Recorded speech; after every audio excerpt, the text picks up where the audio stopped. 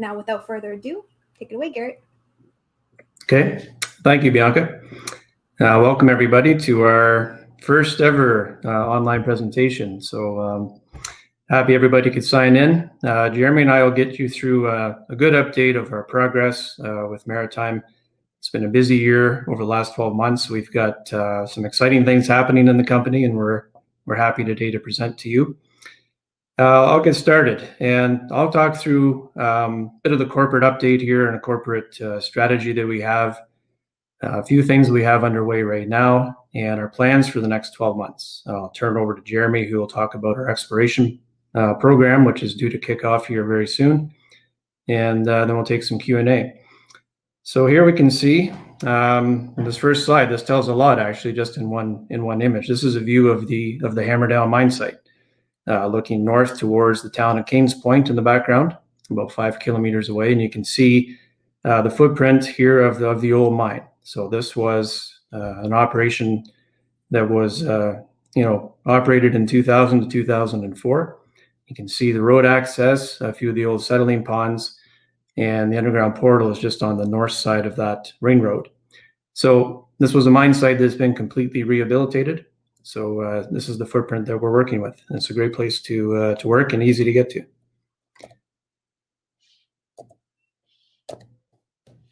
Hold up. Okay. So some of the key takeaways that we hope you leave with today after hearing the presentation. Our main asset, our bread and butter really in Newfoundland and Labrador, is the Hammerdown Gold Mine. So this was a former high-grade operation. It was built and operated by a company called Richmond Mines. I think we all remember that company. They were purchased by Alamos. They operated the mine, closed in 2004, really due to low gold prices. So this was a high-grade mine, averaged around 15 grams, operating during a time when gold averaged around $300 to $400 per ounce. So they made money because they were operating, they were great underground miners. They operated with about an 8 to 9 gram cutoff grade. And what we're working with is what they left behind, and a lot of material outside of their mine plan. Over the past year, we've done a lot of work to come up with a new development plan, which we then wrapped up into a new PEA study that we released at the end of February of this year. And what we found was a very robust operation or potential operation here that looks very attractive, has the potential to produce 70,000 ounces a year over the first 5 years with a 1.5-year payback. Capital costs we estimate at around $57 million. And at $1,500 an ounce US on an after-tax basis, this gives us a $184 million NPV and a 75% IRR after tax. So it's a great starter project. We've always looked at this project as the first one, and our overall goal as a company is to get to cash flow as quick as we can, and that funds the exploration and the growth of the company in the future. Also, right after the PEA came out, we signed an agreement. It was a letter of intent with Rambler Metals and Mining, which is a neighboring company of ours in Newfoundland, on the Nugget Pond Gold Circuit. This is a proven plant with 97% gold recovery. This was a plant that was operated by Richmond for the Nugget Pond mine and also Hammerdown. And over the years, it's been sitting idle, and it's an asset that will work really well for Hammerdown. So we have an agreement with Rambler to evaluate it over the next 12 months with the option to purchase it. The other key thing here that we want to leave you with is project permitting. We think this will be a pretty straightforward permitting exercise for us to get through. We think it's a provincial permit only. There's very little federal involvement. It's a relatively small operation, around 700 tons a day through the process plant, going to an existing mill with an existing tailings pond. We're in a province that really likes mining. They envision 5 new mines by the year 2030, and it's one of the best jurisdictions I've ever worked in. And we also have a lot of excellent potential for resource expansion. We have a 5-kilometer trend between Hammerdown and our other deposit, Orion, and then again on either side. which is wide open for new discoveries, especially below 200 meters of depth. All the drilling that's been done around here is very shallow. And then on top of all of that, we have a new discovery at our Whisker Valley project, where we're finding high-grade veins that are similar to Hammerdown. This is a brand new thing. A lot of work to do on this one, but it's very encouraging that there's other mineralization very close to the Hammerdown mine. So I'll be making forward-looking statements, of course, and you can look at this at a later date. It's on our website as well. So as you know, we just completed a financing not too long ago in the last 2 weeks roughly. So we have now working capital of $3.5 million. Our market cap is roughly $22 million today, and 246 million shares outstanding. We have no debt. So we're well cashed up to do the first part of our work program this year.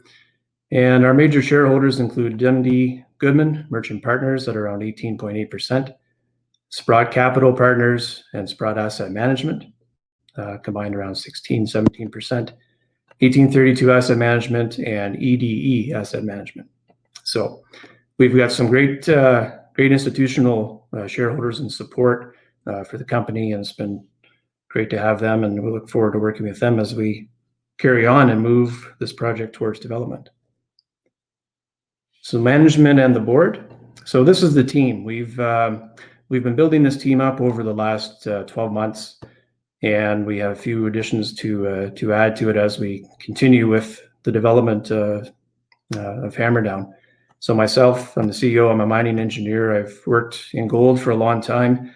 I started with Placer Dome before doing some mine operations work at Suncor Energy in Fort McMurray. And then over the last, say, 10 years, I've been doing more project development work, and most recently led the feasibility study for Dalradian's project in Northern Ireland as a consultant for GDS Mining. We're CFO, Jermaine Coombs. Lorna McGilvery is our corporate secretary. We have Larry Pilgrim, who lives actually 5 kilometers away from the mine in Newfoundland. He was the chief geologist at the mine when it was running. So it's great to have him on board as our project manager in Newfoundland with a lot of knowledge of the asset. Jeremy Niemi, who's on the line here with us today, is our technical advisor for exploration. A lot of experience with gold as well, most recently with GoldQuest, Noront, and previously with Kinross. Eric Trombley just joined us as a technical advisor on the mining side. Lots of people know Eric. He's the COO at Maritime Resources, former general manager at the Canadian Malartic mine. So that's the management team. Really good experience throughout a number of areas: mine development, exploration, mine operations, and development of new projects. So this is a great team, and we're going to be adding a few extra bodies to this as we go along. We have a board, 4 people on the board. John Hayes is our chairman, senior corporate development VP at Maritime Resources. Mark Ashcroft is a director. He's currently the president and CEO of Aurelius Minerals. And we have Peter Mercer, another director, who's a VP and general manager at Rambler Metals and Mining in Newfoundland. So here's where we're located. This is map here. You can little names, but you can kind of see Deer Lake over here just to the southwest. And we're about an hour away from the Deer Lake Airport, so it's really easy to get to. Couple hour flight from Toronto, you land in Deer Lake, and then an hour drive, you're actually at the mine site. Other projects in the neighborhood, we have the Baie Verte operations from Anaconda and Rambler to the north, Marathon Gold, which would be number 5 on that map, to the south of us. And as a little bit of a closer view of the Baie Verte mining district. So we're fortunate that we're located and operating right in this Baie Verte area, and it's a great mining district. We have access to everything that you can need for what we do. We're actually 10 minutes away from a Tim Hortons. We have services, we have trained workforce nearby. It's a great place to work. We have great road access all around us. The Trans-Canada Highway is just to the south, And if you look on this map here, you can see our Orion and Hammerdown projects inside our Green Bay land holdings near the town of Kings Point in Springdale. And up to the northwest is our Whisker Valley land package. So further north up the highway is the town of Baie Verte, another mining town with 2 operating mines, Anaconda and Rambler, are operating mines up there. And way up on the northeast part of this map here is the Nugget Pond gold plant. So we'll talk about that as we go through the presentation, but kind of keep that in mind, that we would be looking at hauling ore from Hammerdown up the highway to the Nugget Pond gold plant, a distance of around 140 kilometers, mostly with paved roads. So a little bit about Hammerdown's history. As I mentioned, this was an operating mine at one time, operated by Richmont, completely rehabilitated. Access roads are still in place. When the mine ran, like I said, it had a cutoff grade of around 8 grams a ton.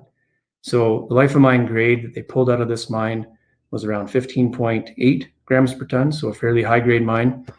They trucked it up to the Nugget Pond mill, whole ore leach system or CIP plant that gave them some really good recoveries of 97 to 98%. So this was a narrow vein cut and fill mine. They started off with a small open pit, more or less a bulk sample before moving underground. And as I said, the site's been completely rehabilitated. There's no legacy issues at all. So fast forward to today, and we're in a different world right now. We have gold prices north of $1,700 an ounce, which is a lot higher than when the mine was operating. And we're coming in this now with a new development approach. So we're looking at a combination of open pit and underground mining using pre-concentration or ore sorting, as it's called, technology to reduce the dilution before it's sent to the mill. Okay, we're making good use of leveraging this process infrastructure that we have available to us to simplify project permitting, keep the capital costs down, and also leveraging our local support for mining. The local workforce is skilled and trained and certainly supportive of mining in the province. So all these things together, we think we have a great opportunity now to turn this mine back on, generate cash, and then use that cash to grow the company. This is another picture in the background of the old open pit and then the portal off to the side. Talk a little bit about our PEA study. So this came out at the end of February. This was the result of basically a year's worth of work involving infill drilling, environmental, technical studies to come up with this new plan. So as I mentioned, it's a combination of open pit and underground mining using an off-site processing plant at the Nugget Pond site. Our initial capital costs estimated around $57 million. You can kind of think of that broken up into about 3 areas. Individually, we have about a third of that would be at the mine, mainly for open pit pre-stripping. A third of that would be our sorting plant, also at site, and perhaps the next third could be around about a third of it at the Nugget Pond mill.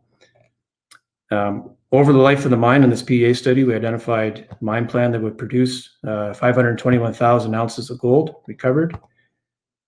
In a 9-year mine life, our average gold production per year is around 58,000 ounces with a milled grade of 7.82 grams per ton. So that's the grade of the ore after it's been sorted through the process plant. The first 5 years are very strong. We average just around 70,000 ounces a year with a mill grade of approximately 9 grams per ton.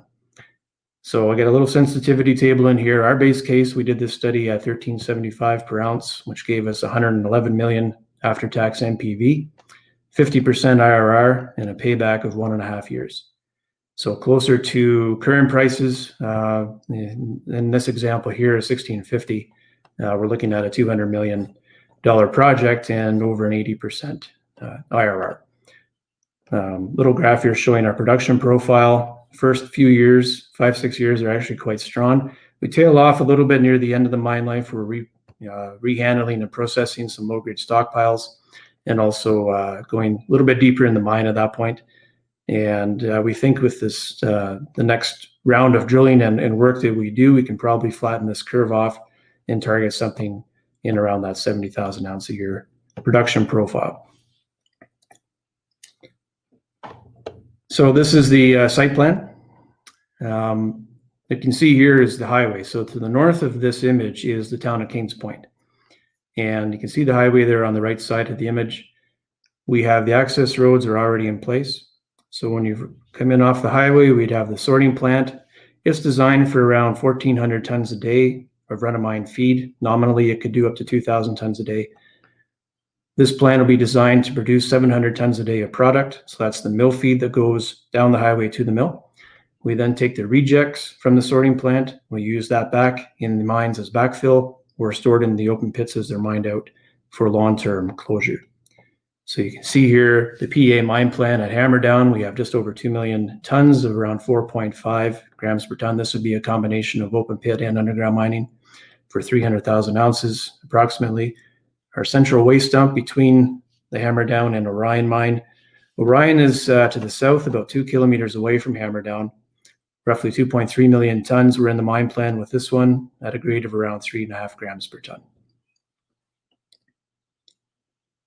So let's look a little bit more at Hammerdown.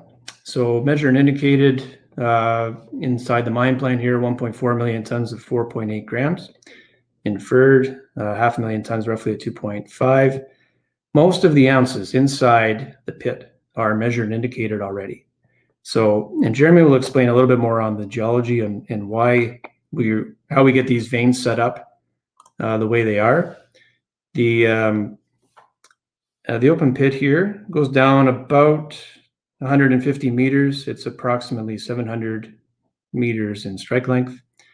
Yeah, we're going to be going back in here in a few days. Actually, we have some really interesting exploration targets still remaining at Hammerdown, both along strike and also at depth, as well as infill as well inside the mine plan. So here's another view of the PEA mine design. As I mentioned, 2.09 million tons of 4.5 grams. So our open pit, you can see some of the dimensions here. You can see the open pit has a number of underground workings. So we have to mine through these cut and fill stopes. The good news is that they're filled up. So it's not a very deep mine either. So we'll carefully have to go through these underground workings. We go down to, after about 3 years of mining, we stop and we go underground from there for about 2 years.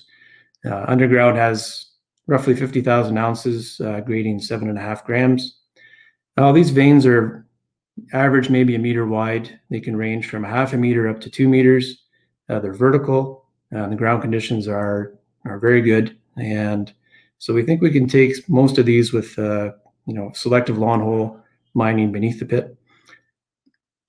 And during the open pit operations, I'll mention too, we're looking at, narrow veins throughout here.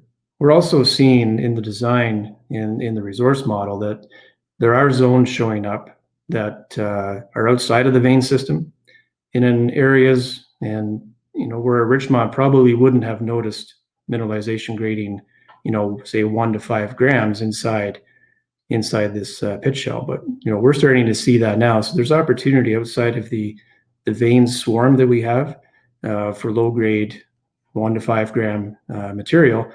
Low grade maybe for them, but certainly not for us. The open pit cutoff grade is around 1 gram, and the underground cutoff grade would be around 2.5. We also have a few stopes that we looked at in the design of the PEA that we didn't include just because the sustaining capital was a bit high on them, but that's an opportunity for us to look at that in later studies. And this is another deposit that we have. It's called Orion. It's about 2 kilometers away from Hammerdown. And for the first time, we included that in our project design. It starts off with a small open pit, 5-meter benches, not very deep, only goes down about 50 meters before switching to underground, where we have around 1.7 million tons grading roughly 3.8 grams. This is diluted. We would ramp access from the open pit. Again, a long hole mining method with uppers. This mine plan here averages about 1.8 meters in width and would run for approximately 7 years. This is a slide showing our cash flow. So we start off roughly with about a 1 year, maybe even less construction phase to get this mine up and running. Construction should be fairly straightforward. We're working with a mill that's already built, tailings pond that's already built and in place. So on a construction point of view, we're going to have to construct the sorting plant and complete the pre-stripping at the mine. So over the life of the mine here, you can see when different operations begin, and on a pre-tax cumulative cash flow, we get up to close to 250 million. And this is based on 13.75 gold and a 75-cent Canadian dollar. I'll talk a little about pre-concentration or ore sorting. This is a technology that's been catching on more and more. It's taken some time to get to this point, but several mines are using it around the world to basically concentrate ore within the run-of-mine stream and reduce dilution that enters the mill. What you're trying to do here is eliminate any material going through the mill that doesn't pay for itself. So in our case here, with the test work that we've done, and we need to do more of it, but we've done a lot of it already, both in Germany and in the US. We've seen results that indicate using X-ray, using laser technology or scanners to identify the particles that contain the gold. And we're really looking for pyrite because that's where the gold is associated with pyrite. So basically we crush it down to 2.5 inches or less. We take out the fines and then we sort the coarse fraction of that feed. So it goes through 2 sorters in series. The fines would report directly to the mill. And then we've noticed that we can get roughly about 48, I think was the average mass pull in our PEA study, which is really good actually, and we recover 93 to 95% of the gold through the sorting plant. So the big benefit for us is that we don't truck. Basically half of the material that we mine stays at the mine and the other half goes to the mill.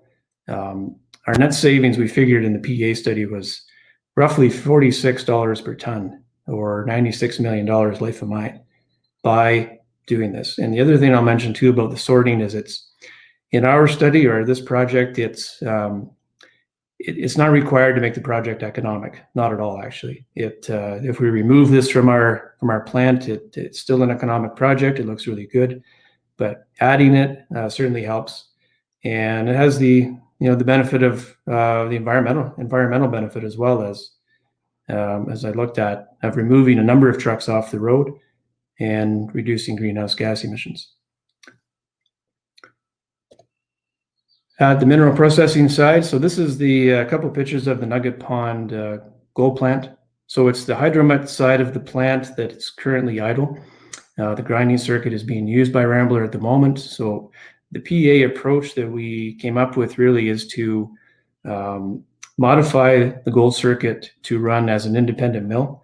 And really all that's required is a little additional grinding circuit outside of the gold plant. So we would engineer and install a new ball mill, some refurbishment as well to the plant, and we can do 700 tons a day through the gold plant that's there now using the permitted tailings facility that's also there. So we'll be looking at this over the next few months as part of our feasibility study. Here's another view of it. This is an aerial view looking down at Nugget Pond, so you can see the copper circuit. This is the copper concentrator that's in use now. And the little building with the leach tanks and the thickener surrounded by the yellow dots, that's the gold plant that's sitting there right now. So our plan would be to install the grinding circuit just to the west of that and create basically a second independent mill sharing the tailings pond. A little bit of a promotional slide here for everyone. This is Maritime compared to a small sample of our peer group, namely Rubicon, Hart, and Pure Gold. I won't dwell on this too much, but you can basically see that the mine plan that we've come up with and the PEA study shows we have I would say a comparable project to these other three, with the benefit of having a very low pre-production capital cost of $57 million. Making use of what we have available now with the Nugget Pond Mill and the tailings facility saves us a lot of capital, and getting the cash flow quickly is our priority. So currently our market cap is around 22 million, roughly, with 3.5 million of that is in cash. So yeah, we think we have a significant re-rating opportunity. Over the next few months, we'll be getting the word out and starting the drills and advancing our project permitting and also our feasibility study. So in terms of timeline, here is basically a 2-year snapshot of what's to come. So we're still in the first half of 2020, barely, but basically we've almost completed all of these tasks. Our resource update and our PEA study were released at the end of February. We've started some additional technical studies, particularly on ore sorting again. Our permit application, we're working on that right now. We hope to apply for project permit in June. That'll take probably maybe 9 months to a year, maybe a bit longer to get through, we think. We plan to do some infill and grade control work as well. And then in the second half of the year, we'll continue with our environmental studies. We'll do a second resource update in the fall, which forms the basis for the feasibility study. And we're still through project permitting as well. That'll take, like I said, probably out into 2021 at least. And, throughout 2021 and near the second half, we hope to be in construction and ready to turn the mine on. So it's been a busy 12 months so far since we joined the company. We have another 12 months to go to get to basically kind of 3 areas that we want to cover off here in the next 12 months. Priority number 1 is the feasibility study. Priority number 2 is our project permitting, and also exploration. We plan to do probably about 15 to 20,000 meters of drilling in the next 12 months on a number of areas, Hammerdown within the mine plan, regionally as well, on areas that we've identified in the last year or two that look very interesting but haven't been drilled yet, and also at our Whisker Valley project, where we have some brand new discoveries that we're noticing and are pretty excited about. So that's the game plan and the technical side of the presentation. I'm going to turn it over to Jeremy now, and he'll walk you through the exploration potential in our plan here for the next 12 months, both at Hammerdown and Whisker Valley. Okay, Jeremy. Thanks, Garett.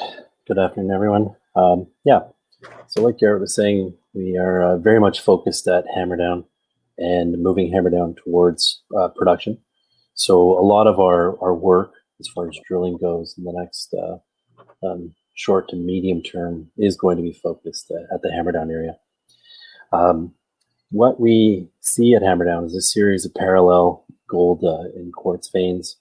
These have the potential to go down quite far, as is seen in other greenstone belts in Canada, the Abitibi being one of the more famous ones.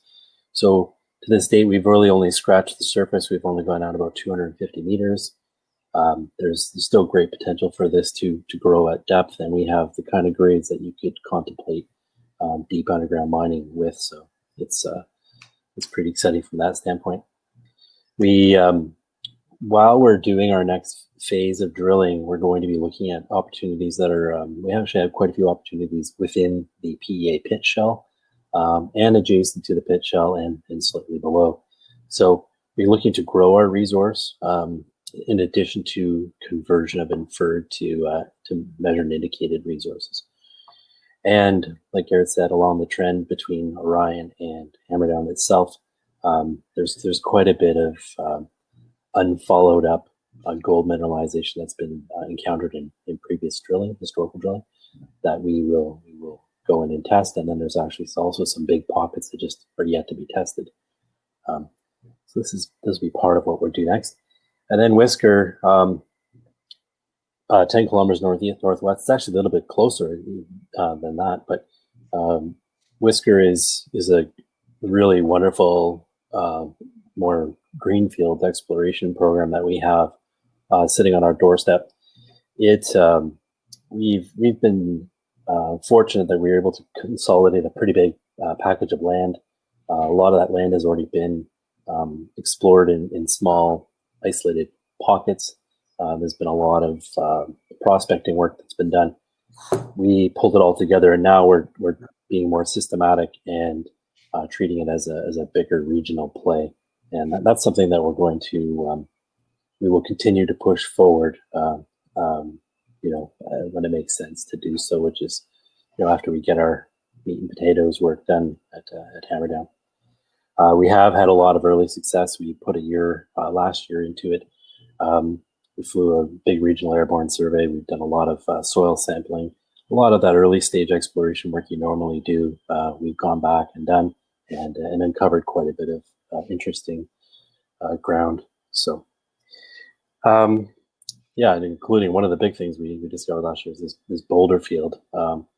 So we'll get into that in a bit, but there's an area where we found a lot of quite angular, high-grade gold with base metals, copper, zinc mineralization, looking very similar to some veins that we've opened up in trenches. So there's definitely a lot going on in the Whisker Valley, and that's it's an area of great potential for us. So this is a long section showing Hammerdown and Orion, which is where our mineral resources are, and adjacent to it, the Batters Brook and Lochinvar. And you can see sort of in light gray in there, there's a series of drill holes. I think an important factor here is that previous work was we consolidated this land package as well. So there's been a lot of people have explored this in the past under different economic conditions. The gold price is obviously very favorable right now, so we're in a bit of a different position than others have been, and we're looking at it differently as well. We're looking at this as an open pit potential as opposed to just a high grade underground opportunity. So we like the whole trend. I really love what's going on around Hammerdown and Orion. I think it's a great place to do some brownfields exploration and to push this resource into production. So Batters Brook, it's early stages. We haven't really gone over there and looked much, but again, we're getting some good gold grades, kicks up to 20 grams. It's really just slightly been scratched. I think mostly been looking for base metals in the past down there. Orion, this is one part of our mineral resource inventory, and we're going to be going there and looking at converting the inferred into measured and indicated, but also see a lot of potential to grow this at depth. You'll see this dotted line on the map. I'm just going to draw on here because I said I was threatened I was going to draw earlier. This is basically the 250 meter depth marker, and you can see most of the mineral. These are drill hole intercepts that are showing in colors. Most of the drilling has only gone down to about 250 meters. The odd hole has gone deeper. At Orion, we actually have hit a fair bit of mineralization below that mark, which is really promising. It shows that the mineralization does keep going as you would expect it to. And I think there's a lot of opportunity just in the fact that we've really only mostly explored the upper part of this system. And then Hammerdown, we'll go through that in the details in a second, but opportunities within the pit, close to the pit, and in the hangwall and footwall close by to the known resources. And then I think the whole system just keeps continuing over to Lochinvar. And Lochinvar wasn't part of our original land package. We've added that in. And there's some gold mineralization, which is adjacent to a base metal, series of base metal zones. So that one's equally as exciting. It's a cross-section, sort of stylized cross-section through the Hammerdown open pit and underground mine from the PEA. What it shows is a surface up here at the top, and we're looking towards the east. And the deposit is truncated by what's called the Captain Nemo Fault, and there have been some attempts to try and find the other portion of the deformation zone, which hosts this series of parallel quartz, gold-rich quartz veins. But yet, to date, it hasn't really been found. So part of what we'll do in the coming months is go and see if we can find this other half or other side of the deformation zone. This opens up humongous upside for us. It's because we have really high grade veins in the deformation zone close to surface. If we can follow that down, and it's wide open at depth from there, and this is where we can really see a substantial bump in our resource. We have already some interesting things that we're going to be following up, both in the footwalls and just some random 30 and 20 gram kicks over this is a couple of less than a half meter, but then also a meter, and then some half meter 25 gram kicks out in the hanging wall. So this is a really wonderful place to be, and to have such strong exploration targets sitting next door to your resource, which you're looking to put into production in the coming months to year. This over here is our airborne survey we flew at Whisker. We flew this last year. Again, we consolidated this land package, and the Hammerdown mine would be just off this map to the southeast. The Whisker package of claims follows the Rambler, the Baie Verte highway up to where the Rambler mill would be. So we're nestled in beside a highway. Basically, we have great access through old forestry roads into the property, and we think this is a lot to be uncovered here. We're just getting started, and it's pretty exciting. We've already uncovered some pretty high grade gold, silver, base metals. Really, this year we're going to keep moving the story forward, and hope working ourselves towards that bigger discovery and hopefully a mineral resource over there as well. This is a little close up of Whisker. There are two main areas of focus are really on the west side of the property. You have along the Middle Arm Fault a lot of historical, more than smoke, multi-ounce hits in a lot of cases.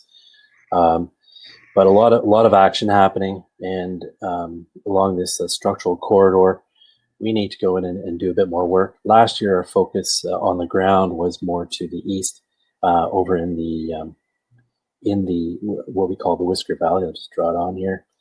So we have the Whisker trenches, which have been uncovered, and it's a pretty exciting discovery. You'll see it in a second, but the series of veins, which look a lot like what we see at Hammerdown, and they're very continuous along strike east-west.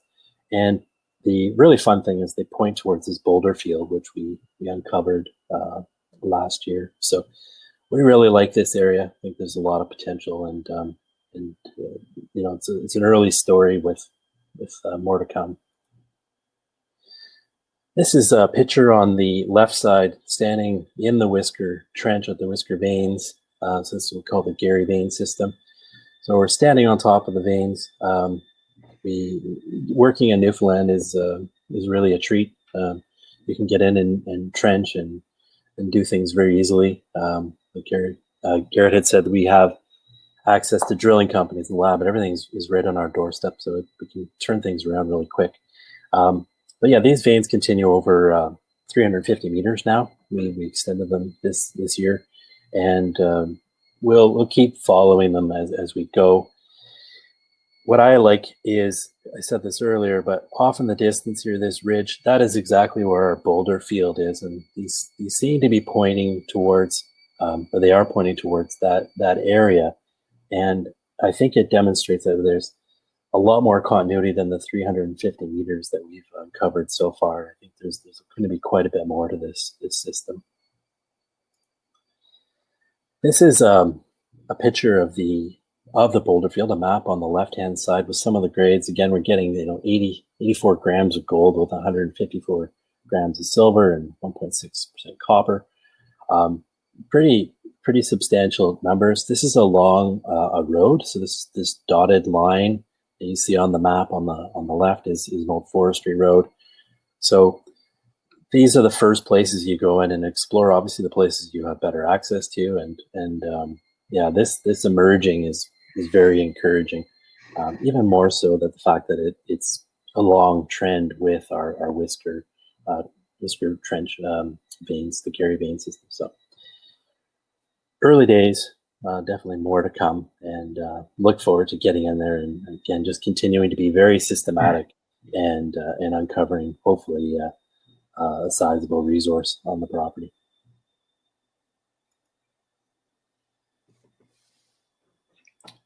Right on. Thanks, Jeremy. So just we'll sum it up here. This is kind of our last slide, and then we'll take some Q&A. And really, we're Maritime is really well positioned right now. There's scarcity of quality gold projects out there with a clear path to cash flow.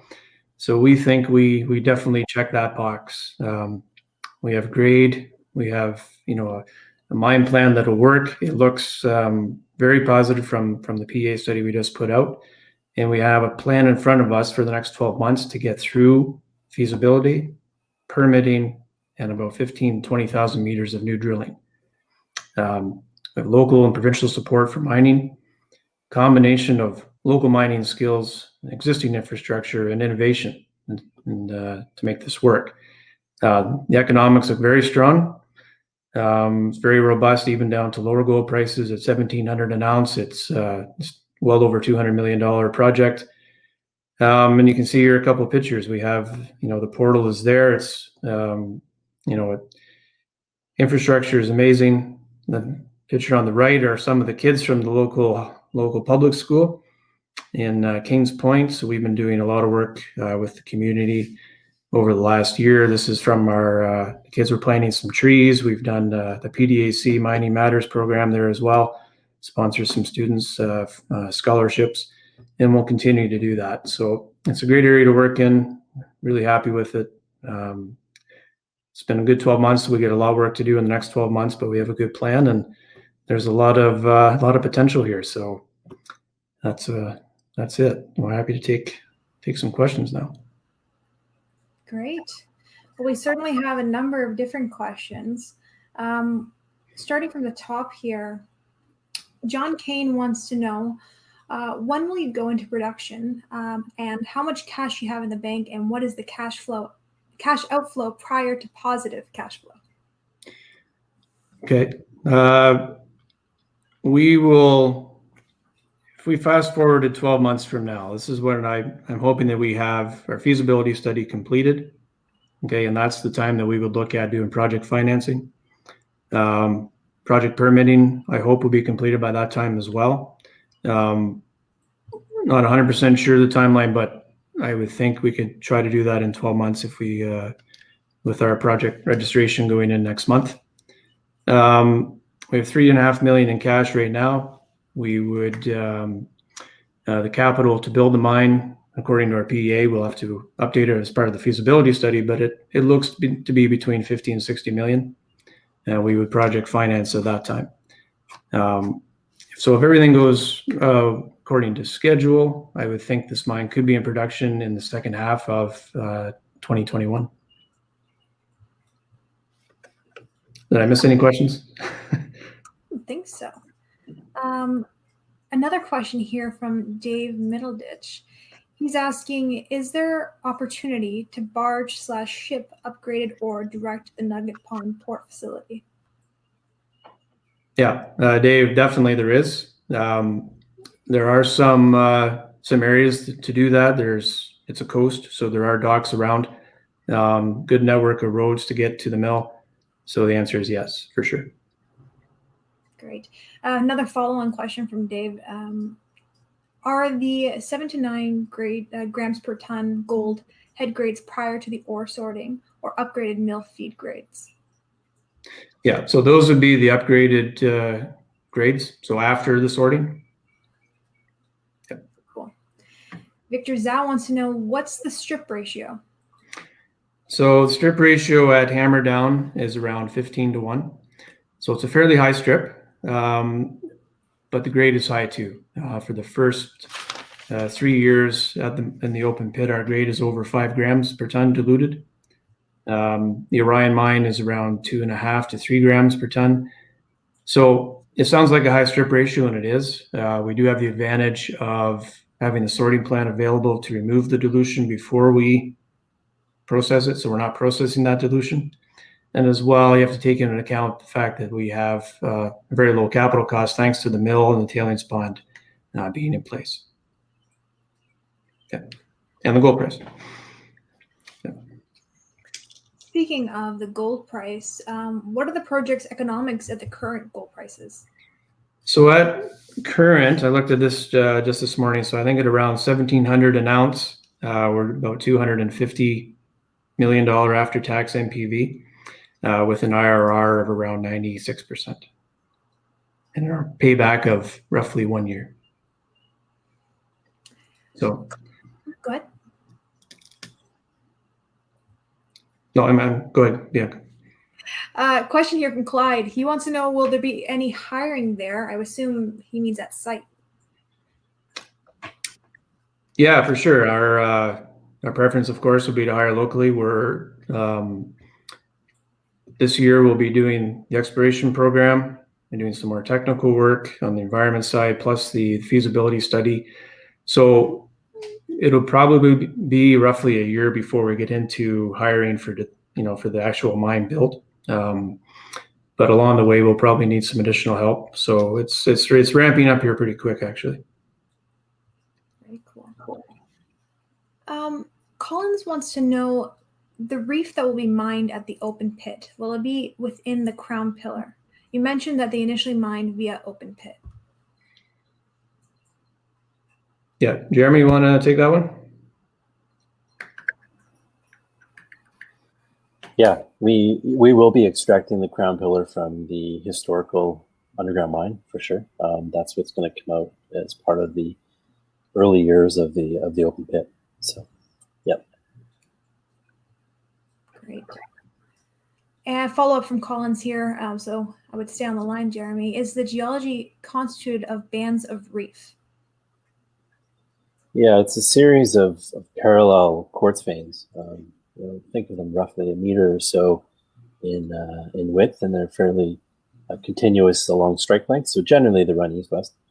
And so it's a series of bands. Some of them are wider and higher grade than others. And I would say that at this stage, there's still opportunity to add additional zones, both to the north and to the south.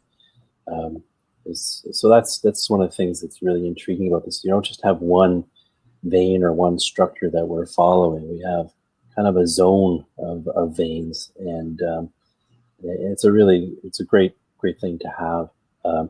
Even when we just did the resource, there's quite a bit of mineralization that we couldn't pull into our resource because it was just an isolated hit in a drill hole. So we're going to go back in and follow up on some of these isolated hits. We call them interstitial mineralization. And I think we can pull a lot of those. There's hundreds. When I say a few, I mean there's actually hundreds of hits that are not in the resource that we can pull in and give us an opportunity to add more to our resource base. So yeah, this series of veins is a great thing. Great. And why did Richmond Mines close the mine in 2004? Mainly due to the low gold prices.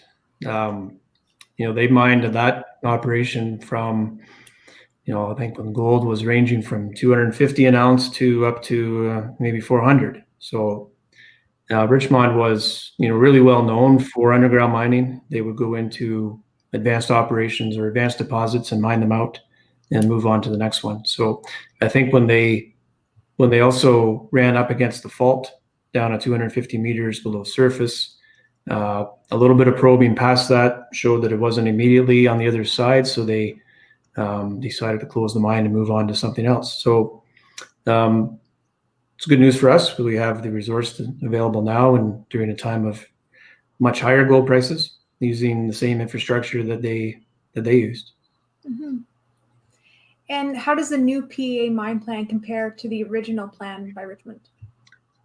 Yeah, it's a little bit different and similar in the same time. We share a mill, the same mill that was used by Richmond back in the day in Tailings Pond.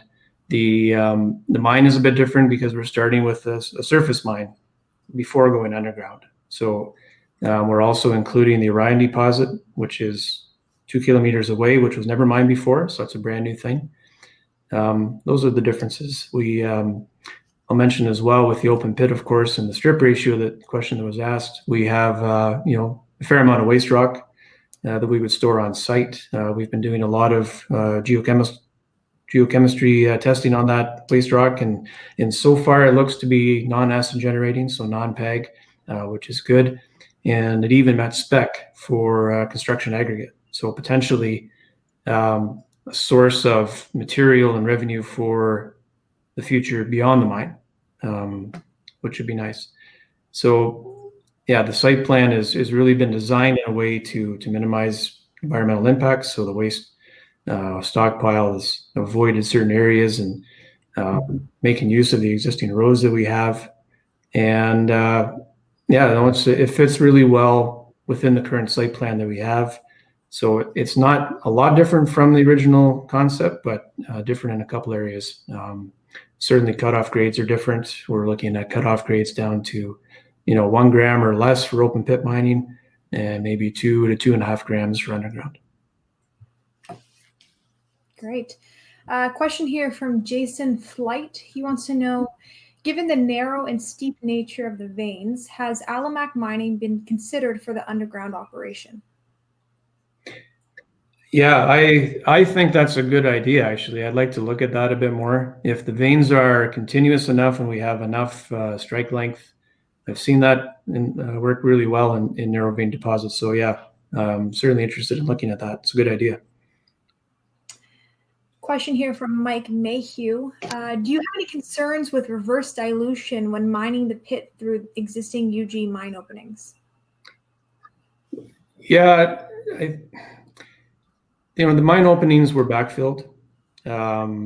We have got good data, so it's not like we're mining through the Dome mine in Timmins, where I used to work with a 100-year-old mine and not a lot of information. So we've got a very good 3D model of the mine, every drift and raise and stope.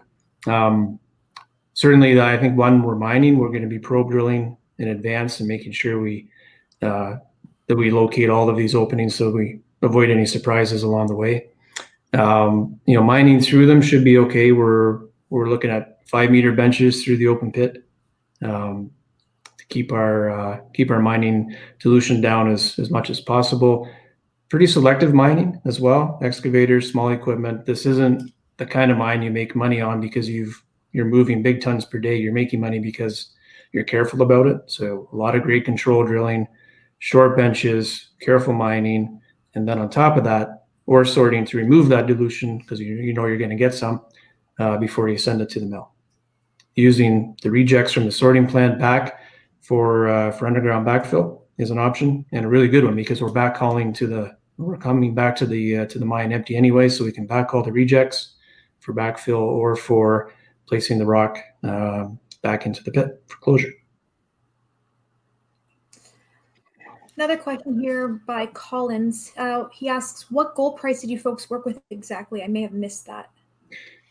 Yeah, the resources were done at $1,500 an ounce US, and the PEA base case was based on $1,375 per ounce US. Great. John Gerby wants to know, what happens physically and economically to the gold circuit if the mill copper circuit shuts down at some point? Yeah, and we thought about that too, actually, and that's in the PEA. We've set it up so that the gold plant can run completely independent. So with the addition of a small grinding mill, small cone crusher, and some ore storage in front of the gold plant, it can run independent of whatever happens on the copper side. So if they are shut down, we can still run. If they are running, we can run together. It would be creating 2 mills. But all the crushing is done at Hammerdown first. Then we sort it, and then we truck the product up to the mill. Joe Freihammer wants to know, or rather he says, Abitibi at depth captures my attention. The only way to test that thesis and drop some holes down deep. Any specific immediate targets identified? Yeah, yeah, there are for sure. So we actually had a call this morning, our team, and we were going through some of that. And yeah, we do have some targets at depth. I don't think you necessarily have to look at depth for the offset of the Hammerdown primary, the deformations on which hosts all this gold mineralization. So my preference is always to follow something to depth as opposed to just Hail Mary and looking at depth. But yeah, we have some good indications both on the hang wall and in the footwall that point us to a number of locations along our we'll be testing those in this program. So the Abitibi is what intrigues us too. It opens things up radically. Great. Guys, we have so many questions, but we're running really low on time. So I'll send this to you folks as the final question. And a big thank you to everyone who submitted questions. If for whatever reason we didn't get a chance to get to yours, feel free to send them to friends@6.com. That's the number 6ix.com. And we will make sure that Garett and Jeremy receive them. But final question for you folks. What are the company's priorities or catalysts for the next 12 months? Like I said, that we have break it down into three things. Okay, in 12 months from now, we want to be through and completed our feasibility study so that we can raise the project capital or the project financing. Permitting is the second priority, not in any order. We definitely have to do them all together. So feasibility study, project permitting, and this year is going to be a big year for drilling. I estimate 15 to 20,000 meters of drilling to be done on infill, grade control, condemnation, actually testing some of these deep targets that Jeremy just mentioned, as well as getting to our regional targets like Whisker Valley, where we have identified a number of areas that, look good and they should be drilled. So those are the three big things for us for the year. It sounds fairly simple, but there's a lot of work in each one. But that's our focus is to get through all of those in the next 12 months. Great. Well, that's the end of the Q&A period. I want to thank everyone for coming out and attending. I will throw it back to you, Garett, for the final word. Okay. Thanks, Bianca. And thanks to everybody for joining us. This is the first attempt at the online format. And by all means, please, email that address you see on the screen or on our website, give us a shout, and we're happy to talk to anybody, of course, and answer any questions. So thanks for joining us, and we'll be doing more of these as things go on. And again, thanks again, and give us a shout for any additional information. Okay. Thank you, guys. Thank you. Thanks.